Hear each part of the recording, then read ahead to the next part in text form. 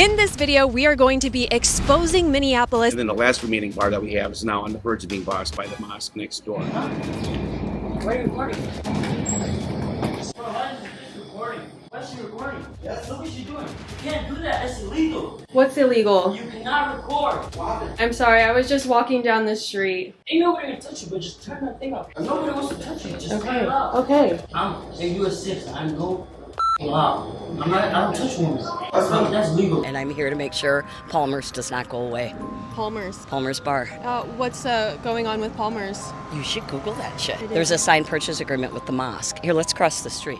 I'll take you on a tour. 112-year-old dive bar that's kind of in the heart of the damn city for a while. They see them as something that's bad because people drink there and men and women can sit together and have a nice time and make out and dance, which is all forbidden. Why is this recording? That's what our neighborhood is now. Triple Rock is now an adult daycare. Make sure you are subscribed. Minnesota has 80 to 100,000 Somalians living in it, and Minneapolis is one of the most densely concentrated places in North America of Somali migrants, especially here in Cedar, Riverside, where 95% of them are Sunni Muslims. Just like the potential new mayor, Omar Feta, somebody who wants to block ICE and raise the minimum wage to $20. So I read that the Quran prescribes 100 lashes for both men and women who are found guilty of zina, and some people also believe that stoning would be a necessary punishment. So I want to get their opinion on the CEO situation. Did you see this video? Oh, yeah, I did. What are your thoughts on it? I think it's very stupid to go to a concert with your side chick. It's very stupid. I don't know why anyone would want to do that, and I'm glad he got caught, and I hope his wife divorces him. Yeah. Yeah, she deserves better. I think, like, it's easy to be loyal. Like, if you're married to somebody, you should be loyal. I don't know why you want to get married to somebody and not be loyal to them. I think they just deserve to get caught. What kind of, punishment or embarrassment, public embarrassment, is necessary, do you think? I think the wife should take the husband for what he has, and I think the husband should take his wife for what she has. That's just really bad. Fun fact, on average, Muslim women have 2.9 children. Here we have a sign for a Democrat whose name is Jamal Osman. Would you just be able to share with me, like, where you're from? No. So you're learning Sorry. English? Yes. Oh, okay. What language do you speak? Amharic. Amharic? Oh, what country is that? Ethiopia, East Africa. Oh, how long have you been in the United States? 13 years. Can I ask you a question? What do you think about Omar Feta? We don't know. I don't know. Oh. I don't know. Maybe he's a woman or a man. I don't know. What do you think about Omar Feta? I don't know. I cannot speak English. You don't speak English? Yeah. What do you speak? I can speak Oromo. Huh? Oromo, Arabic, Amharic. Oh, okay. Silde. What do you think of this video? This feeling is very bad. I think this video is not good idea. So you guys are dressed up for the wedding? What are some traditions in the wedding? Honestly, I don't know. I've been... Oromo cultural wedding. Moroccan? Oromo. Oromo? Yeah. I don't think it's good to cheat, your husband or wife. It's not good idea. I think the relationship should be true, Yeah, otherwise it's heartless. What kind of punishment do you think would be just for that? Or do you think that we should just forgive them? It depends, in this country, where I'm from, and this country is completely different. There's a cultural differences. And back home where I'm from, it is like, you don't cheat your wife. At least you have to apologize or pay the wife some kind of money, you know what I mean? And then promise not to cheat again. Over the years, like people told me, over the years, it went from them just doing alcohol to then, but as the years went on, they turned into the cookies. Yeah. And it's just sad to see the community go out and fail like that, but it would be more better if there was a heavier police presence. I put it this way, we're the police until they get here, but people shouldn't have to feel in prison in their own home. Because this country, if you're a citizen and you're not a criminal, I think you should be qualified to run office. We need somebody who help people with no documents, people who don't have regular papers. I just came here to Cedar, Riverside to see what it was like and shoot some content. I used to own Palmer's Bar for 20 years. Oh, okay. Yeah, you want to walk? Yeah, sure. What's it like here in Cedar, Riverside? It's my community. I've been here for 37 years. I met my husband here. I bought the bar. I met my boyfriend here, and I'm here to make sure Palmer's does not go away. Palmer's Bar. What's going on with Palmer's? You should Google that shit. There's a signed purchase agreement with the mosque. Here, let's cross the street. I'll take you on a tour. The bar is at danger of being closed as of September after 120 years in existence. Whoa. And the community is has requested that the mosque back off and let the community try to save the bar before giving up and letting it turn into a Islamic community center. Yeah, I just delivered a letter to the mosque this morning. There's been other meetings with community members, and I'm just begging and pleading that they give the neighborhood a chance to turn it into something, to keep it as a bar, maybe a museum, historic designation. I don't have the answers to what it will be, but I know that it needs to stay as part of the West Bank community. And so you are a former bar owner. Yeah, 18 years. What was that like? What was your demographic? Black, white, gay, straight, rich, poor, and it's not Applebee's. Just don't be an asshole and everybody's welcome. And has it changed over the years, or has it always been a very high immigrant population? Yeah, the whole West Bank. I mean, it started out as an immigrant. You had the Swedes, you had Norwegians, you had Chinese, you had Vietnamese, you've had Somalian, Eritrean. I mean, it's always been diverse, and that's what we embrace, is diversity. And so it sounds like the bar is a place for everybody. Everyone is welcome. Just don't be an asshole. 120 years. I'm a real estate attorney. I've documented it since 1907. This place, Palmer's? Yes. When we bought the bar in 2001, we actually only bought half a bar, but our legal description included together with one half of the vacated street. Now you should turn your camera to see where the fence is where the center line of the road was. And when the city abandoned the street, the adjoining property owners get one half of the street. Wow. And that's how we got the patio. And in 2006, when the smoking ban came through, is when we actually installed the patio. I mean, that sounded like it was pretty good for the bar then. It was really good because otherwise the patio is actually bigger than the size of the bar inside. Oh, wow. Yeah. I mean, I wonder if they could put building there, or is it has to be open area, it has to be outside? No, it could have been built, but a patio seemed like the most, because there's live music out there pretty much 6-7 days a week. It's very serendipitous that I am with you. I'm trying not to make this a huge public statement because right now the ball is in the mosque court on what they're going to do. This is what I delivered this morning. Nothing's happened. I'm Lisa. I used to own Palmer's for 18 years. I don't know if you remember me, but you been in the neighborhood a while? Yeah, me too. Me too. 37 years. 37, yeah. I met my husband here at Palmer's. Yeah. Okay, I'm in America 21 years already. Oh, so you're a baby. Africa. You're a baby. Thank you. Yeah. They're very friendly. Yeah, we can coexist, and we have for 30 years. So that's what we're doing. We're asking for the community to be able to step up, step in, and see what they can make of something that is really, really impossible to financially succeed at.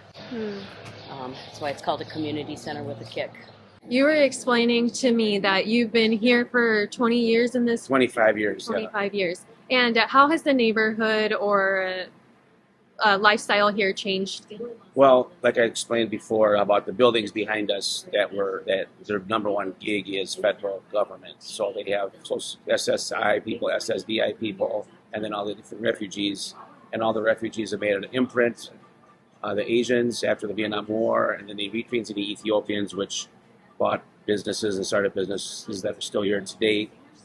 And then after the Somalis started coming here in the 90s, they made quite an establishment. And now that the Somali community's made a lot of money, and although a lot of them have moved away who are rich, they still love this neighborhood because it's the first place they came after the refugee camps.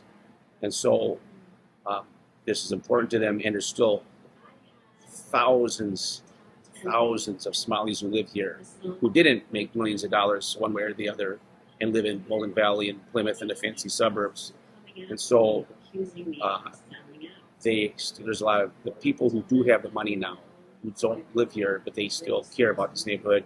Now that they made all this money, they've been buying up parts of the neighborhood for open market value. Yeah. And then they turn those into these businesses that aren't culturally viable for the historic culture of the neighborhood. The Somali culture here is very strict and conservative. Men and women aren't supposed to sit together. Of course, there's no drinking. And the businesses that they start are unique businesses. Like, there's not for customers other than Somalis generally. So there's like adult daycares with nobody in them. There's an autism center. There's nobody in it. Yeah. Some of the businesses have been shut down by the federal Justice Department for the shenanigans. But and then when they do acquire an old bar, there's no more liquor license. So this used to be a vital partying hub, and it's no longer a vital partying hub. The 400 bar is now a mosque. The city councilman's cousin bought the Five Corners bar, the oldest liquor license in the Twin Cities. Now that's a pile of rubble and dysfunctional and shut down by the city for a couple years now. Our city councilman's cousin, by the way, that's unbelievable. That's what our neighborhood is now. The Triple Rock is now an adult daycare. Yeah, another famous bar from this neighborhood. And so and then the last remaining bar that we have is now on the verge of being bossed by the mosque next door. So I've seen a lot of development from the Somalis in this neighborhood.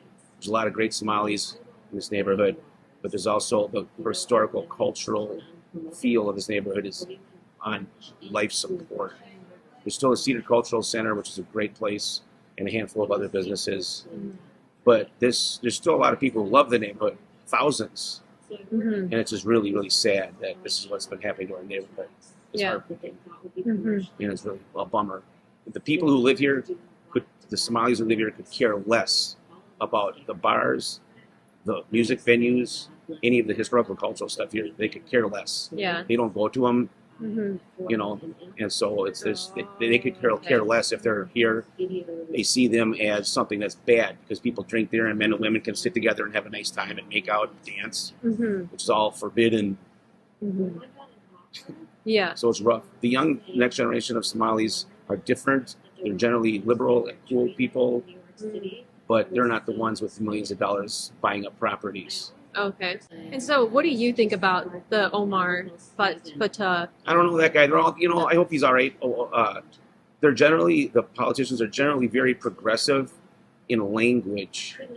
Yeah. But that's also, as a business owner and a landlord, a lot of my friends who are progressive, who are in politics, have no great ideas, but they've never really run a business or worked it or something. Yeah. So these things aren't very helpful sometimes. When you work your ass off, then you have the government telling you how you're supposed to run it, when you're already extremely generous and cool to everybody that you deal with. But there's also landlords and business owners who are assholes. Yeah. And so it's a funny balance. But I don't know anything about them. What do you think can be done to save Palmer's? Well, we're doing everything we can. It's the purchase agreement's been signed, so they have the right to buy it. It's legally binding.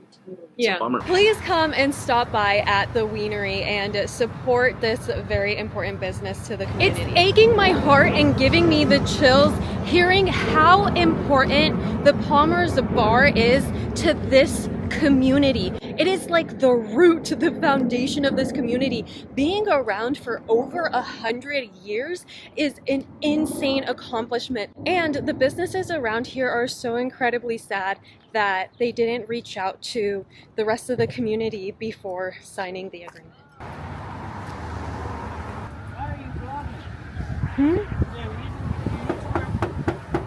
Thank you so much.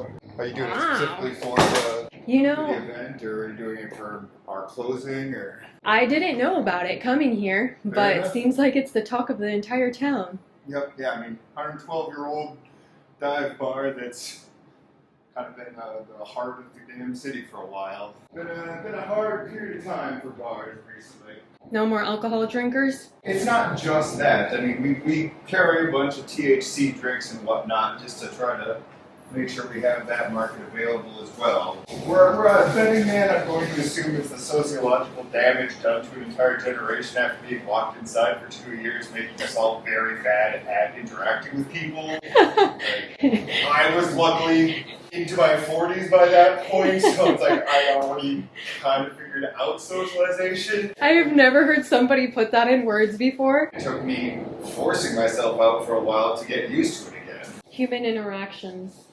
It's a tricky thing. That's just Spider John. He was a pretty prominent folk musician who was a regular here, who passed away just last year.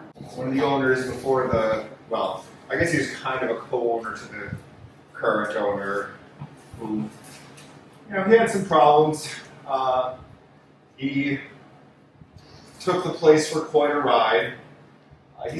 Though from people who know him who are still friendly with him, apparently he is doing much better now. Like, he's cleaned himself up, apparently, which is good, but there's also that whole thing where, like, if you hadn't taken this place for a ride, you'd have the operating cash to stay open for another 3 years to see if the business stabilizes. So He said like a whole of $400,000. it's more than that, but yeah. So we walked off with quite a bit.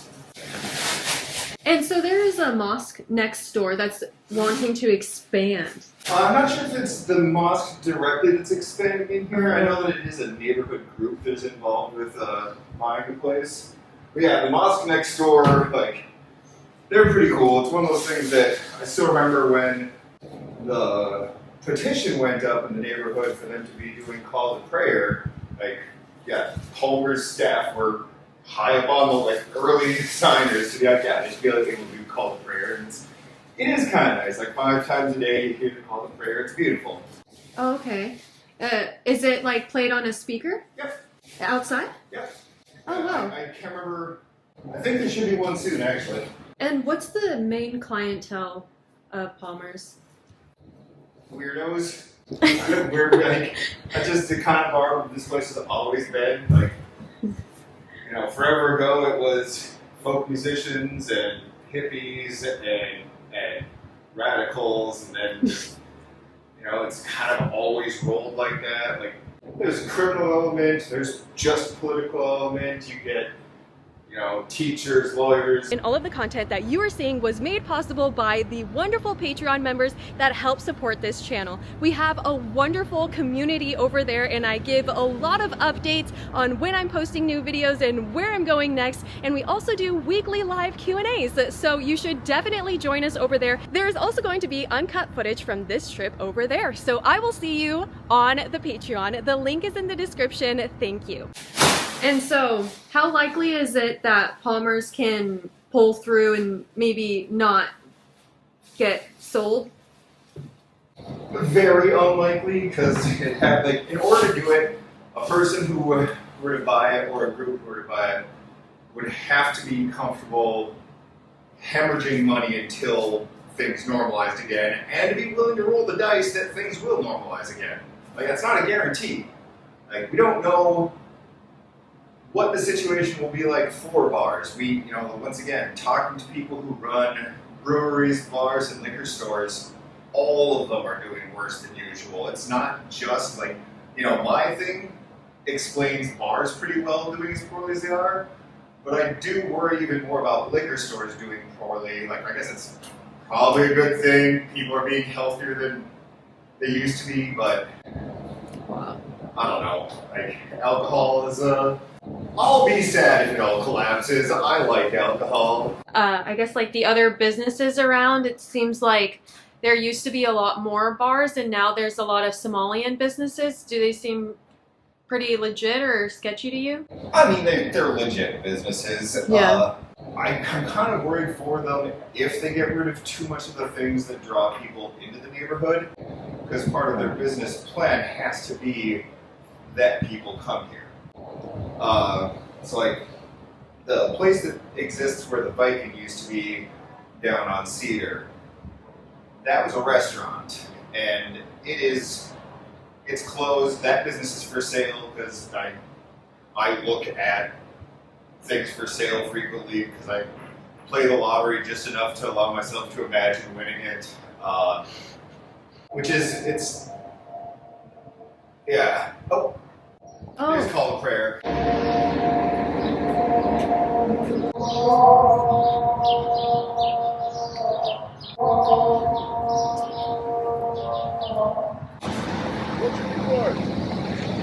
Asking me like what I'm recording. It doesn't matter. Like I can record if I want to. This is America, let's not forget. Maybe they have forgot that this is America because you see all the different flags and the US flag is just as small as all the other ones and it's practically last on the list. If that guy wants to know what I'm recording, I'm about to record a rant. I'm so tired of being politically correct and pretending that these groups are the victims when they're becoming the majority. Think about it, 95% of the population here is from Somali. They are going into government. They are taking control of our government, our education, the housing, the buildings, the businesses, and they are playing their worship music outside even though they worship inside. And so why are they forcing this religion on Western civilization, and is it going to work? Make sure you're subscribed. Bye.